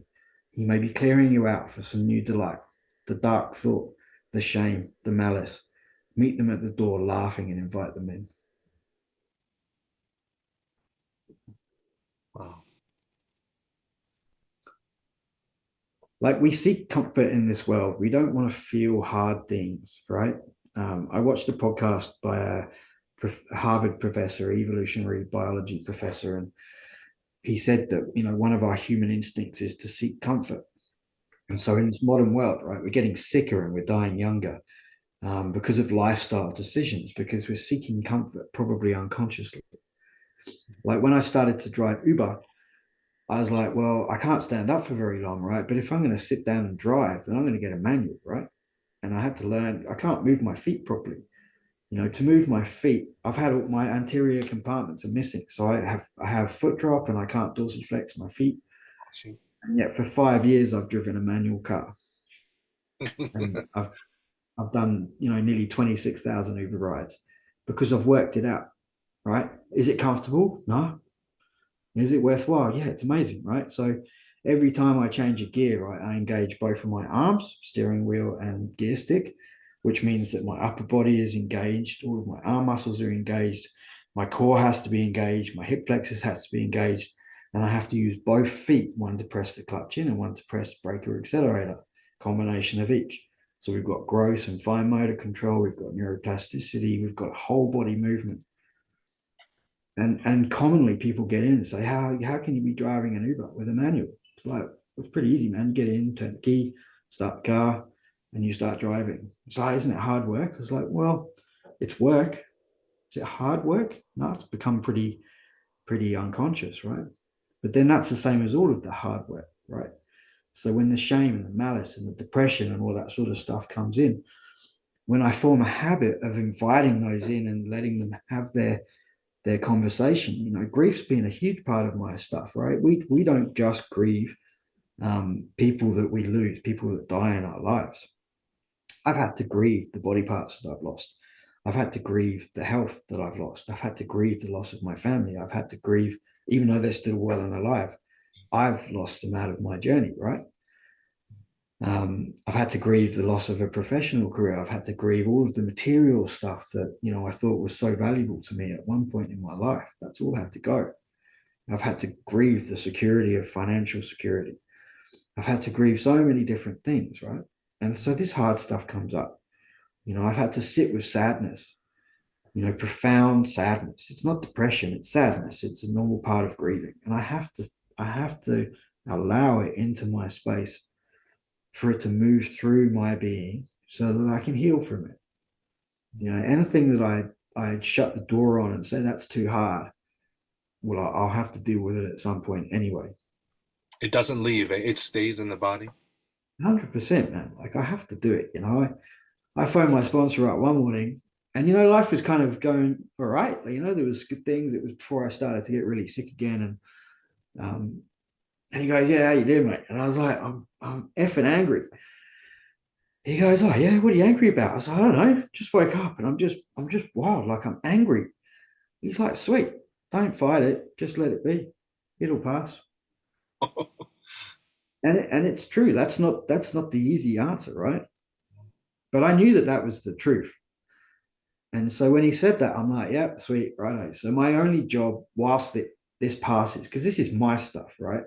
I have to feel this anger, but it is absolutely unreasonable to project that anger onto anyone else. So whilst I'm honoring the anger, I have to be really mindful of my driving, of my housemates, of my ex-partner, of anything that could be potentially a way of pointing that anger to someone else. Because that's not allowed. That's not allowed. And I had to sit with it, and it passed. It passed quicker than the sadness, which I'm grateful for. The sadness took a while. I had to sit with my sadness for months. Mhm. The anger took weeks, which was less intrusive. But it had to pass, man, because otherwise, how am I going? What's the end point of grief? Is acceptance, right? Mhm. And I have to have acceptance over my situation. Otherwise, I'm living in guilt, shame, and remorse, and that'll kill me. It'll kill me. I can't afford to be killed spiritually because if otherwise the self-destruct will come back. Yeah. I have to be spiritually well. It's number one priority every day. Who was it, or how did you come across this understanding of spiritual wellness? Was it this that inner agony, the fire that just led you there, or was there somebody who was said, "Paul, this is what you need to do"? How does Yeah. that? So I think as all these things are, like it's a combination of many different things, and the recovery path, and this the rooms and all the people in it, and past and present. There's a lot of wonderful wisdom from people that have been sober a long time that aren't with us anymore, but their recordings are around, and so there's been lots of little gems that I've taken from everywhere. And again, that the fundamental process is to thine own self be true. I've got to be true to myself, and so this is an understanding that I've generated for myself, like the spiritual garden with the weeds popping up. That's mine. That was a visualization that I had, and an understanding of how I'm a practical person. I'm a surgeon, right? So I like practical ways of looking at things. I'm like, that's a really easy thing. I think it came in a share one time, and I'm like, oh, I really like that, and I said it, but it's all right. Um, you know that's sort of, but it's come from lots of other things. I've been blessed with the willingness to be open minded, and the humility to know that I don't have the answers. So I've sought. I've spent 8 years seeking, and many different places, and different teachers, different writings, different philosophies. And I've kind of just taken what resonates with me, and the rest is fine. Maybe it'll resonate with me again one day, but I just take what I need today, and use that to stay spiritually well. As you said, that the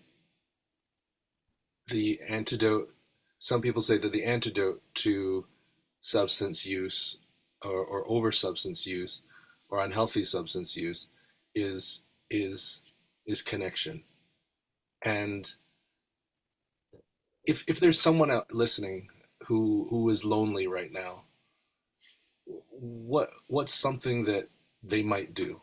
And knowing that every person's individual and you're just you, Paul, what is something that they might do if they are lonely? Yeah, so I mean, as always, there's a process um, and a path to follow, and thankfully that path is well worn. Um, that first place is to go. Do you want to stay this way, or do you want to change? Because if you don't want to, change, that's fine. It's your right. But it's not going to help you to try and find other things that are going to help you. You've got to make that internal decision. They say many a resolution, but never a decision. And you have to make that decision. Um, if you're in a place where you want to live differently, you want your life to be different, then reach out and find people that have had that same problem, whatever it is. It's not just drugs and alcohol, right? There's a million different 12-step fellowships out there for many different things and reasons. And just find people you can relate to. That identification, that being able to relate, is the beginning of starting to not feel so isolated and lonely. But if that's all you do, then you'll still be left with an inherent loneliness, um, because the spiritual malady, the soul sickness, has to be addressed. And that's one part of the puzzle, and it's still a part of my life, and I'm really grateful for it, but it's not the solution to my loneliness. That has to be filled inside out, and there's people that will be able to help guide them through that process. um, and it's connecting to my higher power, that because when I've got a connection and a working relationship with my higher power, then loneliness doesn't exist. It's not. um, how could I possibly be lonely? I've got my higher power with me all the time, Hmm. intrinsically part of who I am. and it always has been, but I've never been connected to it. And in recovery, because it gives me the tools to be able to connect to it, then the loneliness kind of just evaporates. It doesn't mean it can't come back. It doesn't mean, other things come into my life that create challenges. I get sick again, or, today my gut's really hurting, and that really, then I can, my mind starts to talk to me about the loneliness journey again. And I'm like, okay, here it is again. But what do I need to do that? I can pick the phone and call my sponsor. I've got a couple of people that I help. They call me. That always helps. They don't realize but it does. Um, and there's a bunch of actions. It comes back to what I said before. You can't think your way into better thinking. Can't solve the problem at the level it was created. You have to act your way into a better way of life. And so I take an action. Go to a meeting, phone my sponsor, take a phone call from one of the guys I sponsor. Just go to the gym, or go do some work, or go and try and be helpful. Get off myself, right? Loneliness is self-centered. It's all about me. Now, what's the best way to treat being all about me? Well, go and help someone else. Go and ask them how they are. Mm-hmm. it's there's nothing non-radical about the way recovery works. It has to be radical, because what I'm up against is radical. Mm-hmm. There's no sort of sugarcoating on this stuff. I've got a disease that will kill me. I've had it for a very long time, and I still have it today. Just because I haven't had a drink or a drug for coming up 8 years Mm-hmm. doesn't mean I'm any further away from that next drink or drug. Just means that I have a program today. But if you can't keep clean on yesterday's shower, right? You can't keep clean on yesterday's shower. It's a daily program, a daily reprieve. So I take the actions that I need to take today in my recovery, um, and then I'll, if I do that, I know it works. I know the program is stronger than the disease, but the disease is stronger than I am on my own. Mm-hmm. Many who are interested in Ayurvedic studies, they take trips to India. With your financial losses, with your physical losses, have you been able to entertain that? I've looked at it and gone, wow, what a wonderful thing that would be, but no, not a chance, man. I'm yeah, I have. I've had 3 years off work in the last 8. I don't have any savings or any pension fund left. In the 5 years that I've been working, 4 of those years, I've been getting really sick again. So I've had to spend a lot of money on medical stuff ongoingly. So, and I don't know how much time I've had off, but I've had a lot of days or half days or whatever it is off where I haven't been able to work. So having the money to go, for like an Ayurvedic treatment or to study Ayurvedic stuff. There's a guy in the States, Dr. Mark Halpin, who's 30 odd years ago founded the Californian College of Ayurveda. He's a beautiful teacher. He's just got a wonderful way of writing and speaking um, about the Ayurvedic way of life. He's a chiropractor. He's got his Western medical training too. So again, someone who's able to integrate the Eastern wisdom with the Western outlook. And yeah, I mean, I'd love to get some formal training in the Ayurvedic way of life and lifestyle, because I think it would be immensely helpful to me to have a better and deeper understanding uh, of how this stuff works. But as always, right, it can't be just about me. So that would be really helpful to me. But I think it's clear that whilst the veterinary world is not a path that I want to go back into, for a number of different reasons. It's been made difficult anyway. There's definitely now a path where I've managed to survive. They say there's no waste in God's economy, right? So somehow I've managed to There's no survive. waste in God's economy. Is that what you No said? waste in God's economy, yeah. So all of the stuff, all of the hardship, all of the giant chasmic holes in the Western medical system, all of the misdiagnosis or missed diagnosis, all of the things that I've had to navigate and overcome have been there so that at some stage I can be helpful to someone else. I had a friend of mine, like, this is the brutality of how recovery people speak to each other, right? And this was before the overdose, right? I was talking about, I don't know, my ex and the hardships and all this sort of whingy woo woo stuff, right? Having a real pity party. And he just turned around to me and he just goes, Paul, you still think this is about you?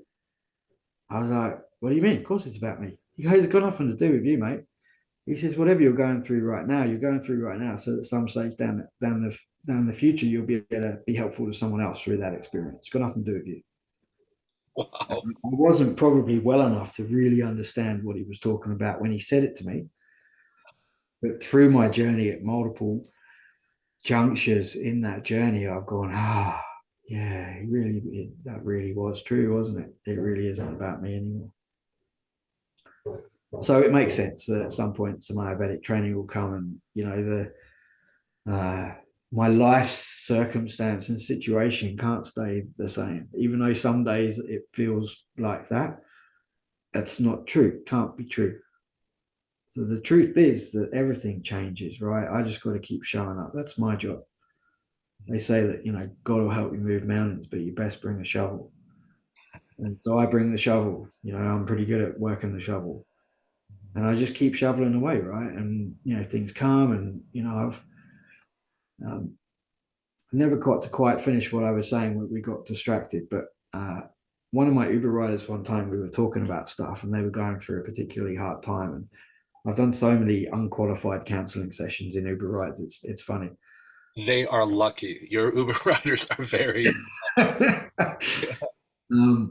I just turned around to this person. I was like, you know what? I was like, my track record, and I'd shared a fair bit of my story with this person. It was quite a long ride. I was like, my track record so far in life at dealing with what life has brought me is 100%.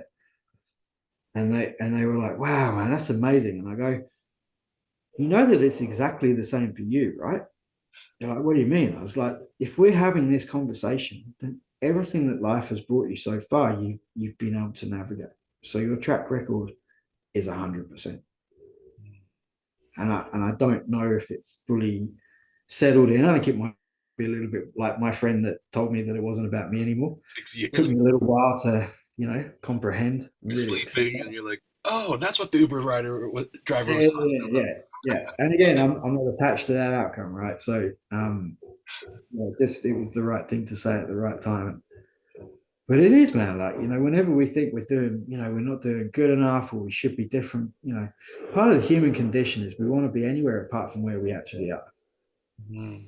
And the only place that I can be is where I am. I can't be anywhere else. And as seemingly obvious and simple a statement as that is, it's a wildly difficult thing to truly practice, especially when things are hard, especially when I'm sick, when I'm painful, when I'm financially overwhelmed, when I can't seem to see a way through this. The last 18 months, 2 years of the crashes, like, brutal, man. It was the light inside me was barely flickering, man. Barely flickering. There's crashes of pain, fatigue, and such, right? It's beyond fatigue. It's extreme exhaustion. Uh, like, literally just waking up feeling like I've been rolled over by a bus every day. Wow. Unable to train, unable to do the thing that gave me purpose. That's been really hard, because that's been my job, and it's like, oh, now I can't train because I was having to give myself B12 injections every day. I mean, up to 3 B12 injections a day to stay functioning, along with like huge amounts of herbs and thousands of dollars on stuff to stay functioning, so that I could work enough to pay my rent and my child support and all the other things that kind of come along. Stuck in this little cycle and loop. Um, but to stay well within that space is really hard, right? But unless I had been in that space, I wouldn't have had the opportunity to practice trying to be well. Yeah. Hugely grateful to the endocrinologist for having a punt and putting on pancreolipase supplements, because it's not her game, right? That's not her specialty. Yeah. And it didn't treat the things she wanted it to treat. She hoped that it would treat my gut stuff. She didn't think it was going to treat my energy. Energy. You're just able to absorb the nutrients better. Something like that, I must have been deficient in something really profound. I'd be interested to see if anyone can really give any answers on it, because literally within 24 hours, my mind had become hazy, become fuzzy, like I wasn't sharp. I'm pretty sharp normally, and that sharpness had gone. I was dull and mentally dull from, it's beyond fatigue, it's exhaustion, right? And um, and then, within call it 48 hours, 36, 48 hours, like I wasn't, I had no need to give myself a B12 shot again. Um, I was able to just wake up and, I'd sit down in the mornings and always take a bit of time to, um, upon awakening, I pray, and then I take some time to sit quietly before I go about my day and just connecting. Disease of addiction is a disconnection, right? So by the time I wake up after a night's sleep, like the plug is loose or it's come out the socket. So I've got to plug in, and I've got to keep that plug firmly into the socket through the day, because it wiggles out, it gets loose, short circuits. Hmm. I have to keep that plug nice and properly into the socket, Yeah, connected. No connected, problem. connected to the universe, right? To the universe. Unified field, the universal field, God, Allah, like you can use whatever words you want to use. It doesn't phase me, right? Um, but I have to be connected because my life depends on it. Yeah. Simple. I don't worry about that anymore. I don't. It's not a chore. It's just how I do my life now. Mhm. It sounds like you're giving a lot. Even when you're Uber driving, giving free counseling sessions. You're active in the recovery community, and you're serving your brothers and sisters in that context as well. Do Yeah, you have because that gives me a gift that's priceless, right? yeah, It fills my spirit up. yeah, It's not martyrdom. Don't get me wrong. I get something from it. yeah, It's not the reason I do it. I just do it because that's the next right thing to do. But it's pretty obvious, when I when I have a conversation with someone in Uber, that I can see that I've genuinely helped them. Like it fills my spirit up. yeah. Yeah, it's almost like what we were made for. Hmm. I think this is what we are made for. The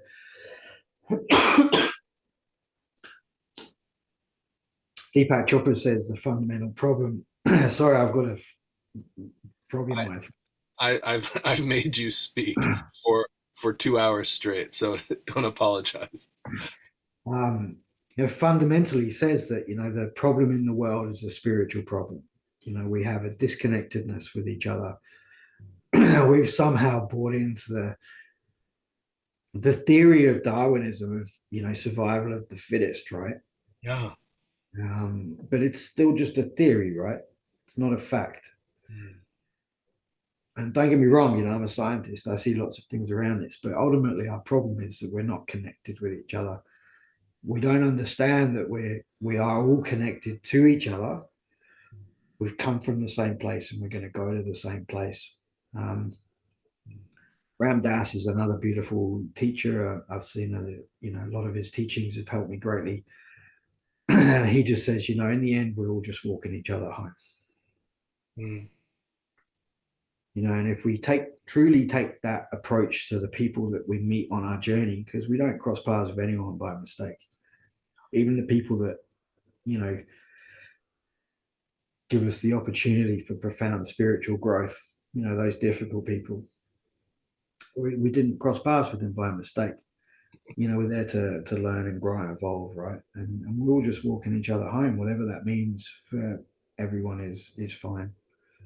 That can mean different. Well, it will of course mean different things to different people. Um, but the point of it is, like, if we were to treat each other like that, imagine what the world would be like. Paul, thank you so much for helping to walk me home these next few steps. It's it's so fascinating to me that I've only been with you in the virtual space a few times, but your impact has been powerful, and I think about you often, and I'm, yeah, very inspired, and thank you for sharing so openly. I really do feel that you are serving a very powerful purpose. If people wanted, the listeners wanted to connect with you, reach out to you, if it was, if that was okay to you, how might they do so? How might they reach out to you to connect with you for Yeah, questions? I don't have any formal platform or um, Uh, yeah, maybe one day I need to create this. I don't have any sort of formal stuff. I mean, the best I've got is Facebook or an email address. Okay. Um, but maybe that's the purpose, Lawrence. Maybe I need to create something where people can come and try and learn this stuff or share wisdom and things like this. The Yeah. sharing is the thing that makes us humans different. Sharing our stories. No other animal does it. And Paul, your wisdom was so hard fought. You went through so much pain to gain your wisdom. I don't know. I know that sometimes wisdom has to come experientially, but if some can be just shared, it would be. Wonderful book called Shantaram. It says, it's another beautiful quote for you. It says, wisdom is cleverness with the shit kicked out of it. The cleverness with the shit kicked out of it. Well, Oh, I relate to that one, as you probably can imagine. I can relate to that quite deeply. But yeah, like, wisdom's got to be centered in humility too, right? I'm grateful for the guidance and help that I've had by people that are physically in my life and people that aren't, but they're still spiritually, they are, people like Ramdas or Chuck C, these are all people that are no longer in this physical plane, yet their wisdom is, sought through the ages. And I'm really grateful for that because it's helped me immensely to reconcile the things that I've had to try and navigate and transcend and overcome. so if they did want to reach out to you, Facebook would be the best. Yeah, Facebook, Paul Collins, I'm on there. It's not a private or locked profile. I kind of I don't have a need to do that. Okay, Or contact you. You've got my email address. okay. I'll put your email address on it. Is there anything else you'd like to share? You've shared so much, but I just wanted to give this chance. Anything else you'd like to share? I think we did a really good job of weaving a storyline without any underlying narrative, really. What do I need to share? Just people, if you're struggling, if you're going through hell, keep going. Find your truth, whatever that may mean to you, and try and find, there's so much out there, especially in our Western world. There's resources and people and help available. Um, whatever life brings us, we're only given what we can handle on any given day. Bite-sized chunks. So don't worry about all of this 5-year plan, 10-year plan stuff, and what the next giant thing is meant to be. Right? Just do what's in front of you today to the best of your ability, and remember to forgive yourself when that best isn't as good as you think it needs to be, because it'll be the best you can do. Mm. And then just get up the next day. Just be stubborn, man. Just refuse to give up. That's the thing that I've done well. No matter what's come down my way, how many times, I don't even know how many actual times I've been literally knocked down again. I don't count. There's no point to it, right? What I do know is that I'll always get up again, always. Until the final one comes, and I don't know when that is. Um, I'll just continue to get up again. Get up, have a go, have a crack, be grateful for what I've got. See if there's anyone I can help along my ways, and stay connected. Stay connected. Thank you, Paul. Thank you for your connection.